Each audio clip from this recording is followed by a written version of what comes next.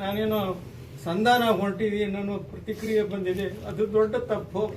ನಾವು ಅದ್ರ ಥರ ಎಂತೂ ಯೋಚನೆ ಮಾಡಿಲ್ಲ. ಆದರೆ ನಾವು ಯಾರಿಗೂ ಕೆಟ್ಟದ್ದು ಬಯಸೋದಿಲ್ಲ, ಅಷ್ಟಂತೂ ನಿಜ.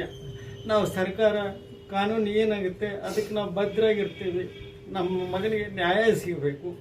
ಅವನು ನಂದು ನಾನು ಎಷ್ಟು ಕಿರ್ಚಾಡಿದ್ದಾನೆ, ನೋವು ಮಾಡಿದ್ದಾನೆ, ಅದನ್ನು ಕರಳು ನಮ್ಮ ಕಿತ್ತು ಬರ್ತಾ ಇದೆ.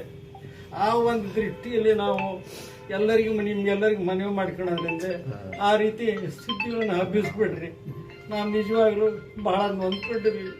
ನಮ್ಮ ಮನೆತನ ಕೊಲ್ಯಾಪ್ಸ್ ಆಗಿದೆ. ನನ್ನ ತಾಯಿಗೆ ನೋಡ್ರಿ 98 ವರ್ಷ, ಅವ್ರಿಗೆ ಬೆಡ್ ಸೋರ್ ಆಗಿದೆ. ದಿನ ನೋಡ್ಕೊಂತಿದ್ದ, ದಿನ ಆಂಟಿಬಯೋಟಿಕ್ಕು ಬ್ಯಾಂಡೇಜ್ ಎಲ್ಲ ಮಾಡಿಸ್ತಾ ಇದ್ದ. ಈಗ ಮಾಡ್ಕೊಳೋರು ಯಾರಿದ್ದಾರೆ? ನಮಗೆ ಯಾರಿಲ್ಲ. ಅಂಥ ಪರಿಸ್ಥಿತಿಯಲ್ಲಿ ಇದ್ದೀವಿ. ದಯಮಾಡಿ ಎಲ್ಲರೂ ನಮ್ಗೆ ಸಹಕಾರ ಕೊಡ್ರಿ. ಸರ್ಕಾರ ವಿನಂತಿ ಮಾಡ್ತೀನಿ, ನಮ್ಮ ಸೊಸೆಗೆ ಒಂದು ಖಾಯಂ ನೌಕರಿ ಕೊಡಲಿ. ತಪ್ಪಿತಸ್ಥರು ಯಾರಂತ ನಮಗೆ ಗೊತ್ತಿಲ್ಲ. ನಾವು ಯಾರ ಬಗ್ಗೆ ದೂಷಣೆ ಮಾಡಲ್ಲ. ಯಾರೇ ಇದ್ದರೂ ಅವ್ರಿಗೆ ಶಿಕ್ಷೆ ಕೊಡ್ರಿ ಅಂತ ಅಷ್ಟೇ ನಾವು ಕೇಳ್ಕೊಳ್ಳೋದು.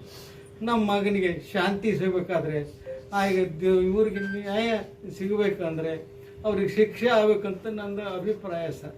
ನಾನು ಇಷ್ಟು ಮಾತ್ರ ಹೇಳಬಲ್ಲೆ.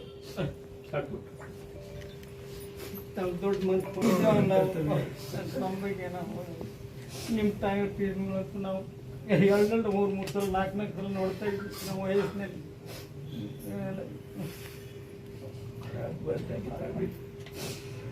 ದೊಡ್ಡ ಮನ್ಸು ಮಾಡಿ ದೊಡ್ಡ ಮನ್ಸು ಬಂದಿರಿ. ಅವಾಗೆಲ್ಲ ಹೇಳಿ ಗೊತ್ತಿರೋ ವಿಚಾರ ಅನಿಸುತ್ತೆ.